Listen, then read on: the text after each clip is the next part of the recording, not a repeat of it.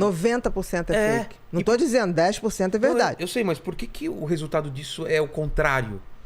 O resultado disso é o contrário, porque as pessoas não querem desenvolver novos circuitos, elas querem vender uma felicidade. A felicidade virou um produto.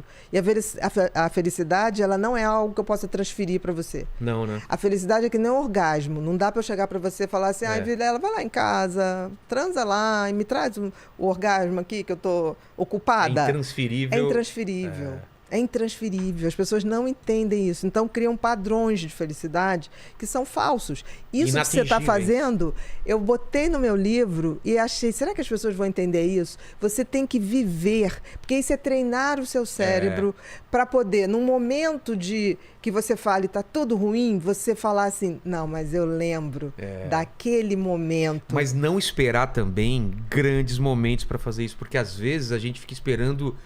num casamento. Não. E às vezes não é às vezes é um momento com o seu filho que você tá brincando com ele. É você com a sua mulher assistindo um filme que tá legal pra caramba e vocês estão conversando. Mas entendeu? é isso. É isso. É aquele momento de conforto De existencial. Exatamente. Que tá tudo direito. Você não queria estar em lugar nenhum. Com nenhuma outra pessoa. Quando você tiver essa sensação, é aqui que queria estar mesmo. Nem que seja você. Já tive isso muito em viagem também. De estar olhando para um lugar que você nunca foi, ou então passando um perrengue e você acaba de passar um perrengue e fala, nossa, que legal, consegui chegar no hotel, não sei o quê. Mas por outro lado, outra dica que eu dou também, que eu faço muito, é atrelar uma playlist ou algumas músicas a alguns momentos, que aí eu consigo voltar para aqueles momentos. Muito mais fácil. Por exemplo, se eu vou fazer uma viagem, em vez de escutar muita coisa, eu faço uma playlist para aquela viagem que vai ser legal. Então eu tô com a minha mulher, a gente fica escutando, sei lá, umas 20, 30 músicas a viagem inteira e tal. Aí a gente escuta depois de 10 anos aquela música e fala... Lembra daquela viagem. A gente tava não sei aonde.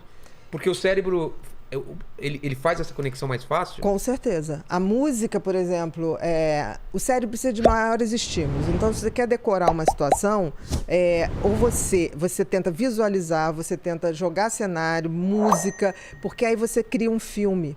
E um filmezinho no cérebro articula muito mais conexões. E quanto mais conexões cerebrais você tem, mais ele fixa. E mais intenso. E mais ele fixa.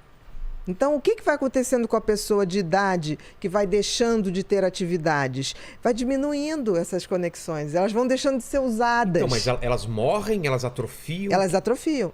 Lembra da trilha numa floresta. Tá. Se todo mundo passa por aqui, aquela trilha fica aberta. Se eu começo a andar numa trilha aqui e as pessoas abandonam, o mato cobre. A mesma coisa ocorre com o cérebro. Igualzinho. Por outro lado, aí vem o lado ruim meu e que eu sempre tento mudar quando eu sofro pra valer. Eu não consigo ser superficial em algumas coisas. Quando alguma coisa me incomoda, quando eu tô triste, eu não consigo deixar pra lá, como a maioria das pessoas conseguem fazer. Se eu tô mal, eu preciso ir até o fundo, entender aquilo, ficar mal durante um dia, 2 dias, aí eu consigo. Se eu vou empurrando, uma hora parece que bate aquilo, eu não consigo desviar dos problemas, assim, de coisas que estão me chateando. Tá, mas isso que você está falando é absolutamente benigno. Me faz mal. Não, 2, 3 dias? A tristeza é necessário. Vem cá. Mas é uma tristeza profunda. Peraí, mas isso não é depressão. Não é. É tristeza. É tristeza. Como é que eu sei a diferença de tristeza? Como é que se você não tem uma tristeza profunda, como é que você vai ter uma alegria, uma felicidade verdadeira, intensa e profunda? Eu preciso do contraste. Eu preciso. Por que é o frio e o quente? Luz e sombra. Luz e sombra. Eu preciso disso. E a gente vive numa sociedade que, tipo assim, ser triste é quase ser careta. Porra, não fala nisso, não toca nisso. Você tem que... É a ditadura da felicidade, que não tá levando a nada. Me incomoda demais, assim. Eu também, quando eu tô triste, eu tiro 2 dias. Eu vou assistir um filme que eu sei que eu vou chorar, não sei o quê, mas depois daquilo, de eu ter mergulhado ali, eu sinto falta da luz. Depois que eu vou na minha escuridão, então isso eu falo, cara... Isso não é doentio que eu faço. Isso é saudável. Pô, tô te achando que você vai ser coach de felicidade. Quando eu lançar o livro, eu vou te chamar pra ser... Pô, quero muito. Tá aqui um cara que intuitivamente... Você não aprendeu isso? Não. Você fazia isso intuitivamente? Não, de criar memórias para o futuro? É porque assim... É que, pô, tá parecendo uma consulta agora. Não, mas quando eu era criança, eu era teu. muito, muito infeliz, porque era muito, muito tímido. Eu não conseguia falar com ninguém. Isso me incomodava de um jeito. Eu era afim de uma garota, eu não conseguia nem pensar na possibilidade. De falar. E teve um... Não conseguia apresentar o trabalho na frente. Eu não conseguia fazer nada. Você tinha fobia social. Fobia social. Isso mesmo. E eu, conscientemente, eu falei, eu vou mudar isso e vou... E foi um dia que eu decidi isso. Tá me fazendo muito mal. E aí eu falei, quem vai apresentar o trabalho? E eu morrendo de medo, eu falei, vou apresentar o trabalho. Quem vai chegar naquela garota? Eu vou chegar. Cara, e eu não sei, eu me joguei. E eu fiquei tão feliz de cada conquista que eu e isso de criança, tô falando eu entendi. Sexta, sétima série. Mas me fazia mal de um jeito que eu não conseguia viver. Eu não conseguia falar pros meus pais. Chegava a visita em casa, eu desenhava, mostra o desenho. Eu me escondia no quarto. E aquilo me fazia mal, eu não conseguia me relacionar com as pessoas. E aí eu fui vencendo isso aos poucos. E até hoje eu sou tímido, mas eu consigo, eu sei Você como vencer. Você sabe que vai dar certo. Olha o que você fez. Você fez uma coisa que é assim, medo e a fobia social, medo. Vou te dar um exemplo pra você entender como que eu era. Eu adoro futebol. Adoro. Meus pais sempre... Minha família sempre morou na praia, em Santos. Eu ia na praia, ficava o pessoal jogando futebol em Santos, lá na areia. Eu era incapaz de pedir pra jogar. Eu ficava atrás do gol, buscando as bolas durante 1, 2, 3 horas. Louco pra entrar. Louco pra entrar. Alguém falou, você quer entrar? Eu falo, quero. Eu era incapaz de falar, posso entrar? Eu não conseguia pedir pra jogar então futebol. você não conseguia levantar o dedo pra tirar a dúvida da escola. Nada. Porque a fobia social é isso. Você tem pavor de ser centro, né? Pavor de uma menina olhar pra mim e eu era afim dela e eu falar, o que eu vou falar? Entendi.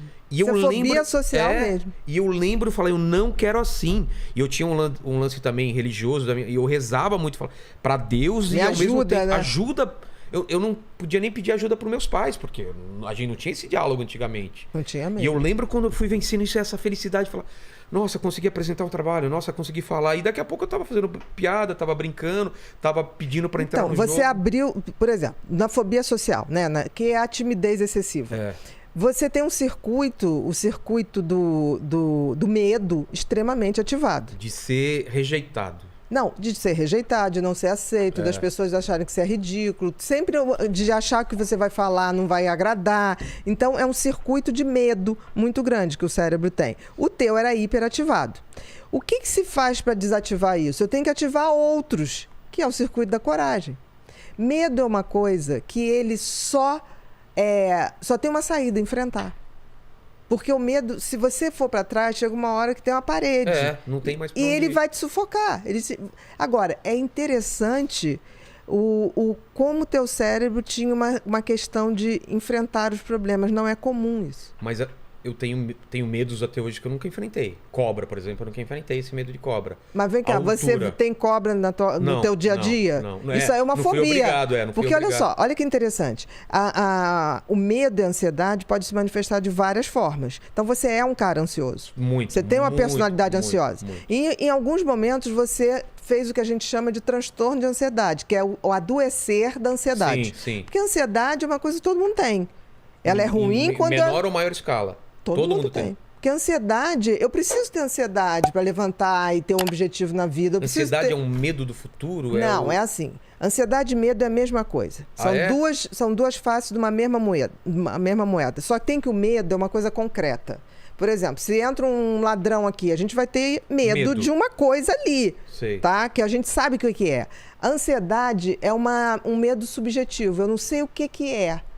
Aquilo não vai me matar. Por exemplo, falar na frente de uma plateia não ia te matar. Ninguém estava ali com a metralhadora. Mas o teu cérebro interpretava como uma questão de vida ou morte. Por quê? Porque certamente você nasceu com esse sistema límbico do medo mais ativado. Entendi. Aí você vai ver na família, tinha algum avô ou pai que tinha a mesma coisa, mas não tinha coragem de falar. Entendi. Porque na época não falava. Aí o que fazia? Era o cara que ia trabalhar num lugar que ele não precisasse lidar com o público. Era o cara que ia trabalhar numa fábrica onde ele ficava fazendo uma função de botar um parafuso ali, sem falar com ninguém. É que meus pais eram professores. Os dois eram de falar público, sabiam falar bem, assim, Mas você pode ver que tinha um avô, uma avó. Entendi. Porque a genética não é pai e mãe. Genética é um jogo de probabilidade. Você pode pegar a genética de um bisavô. Entendeu? Que a gente sempre acha que é pai e mãe. Mas pai e mãe também já herdou genética de avô e avó. Que herdou do bisavô e do bisavó.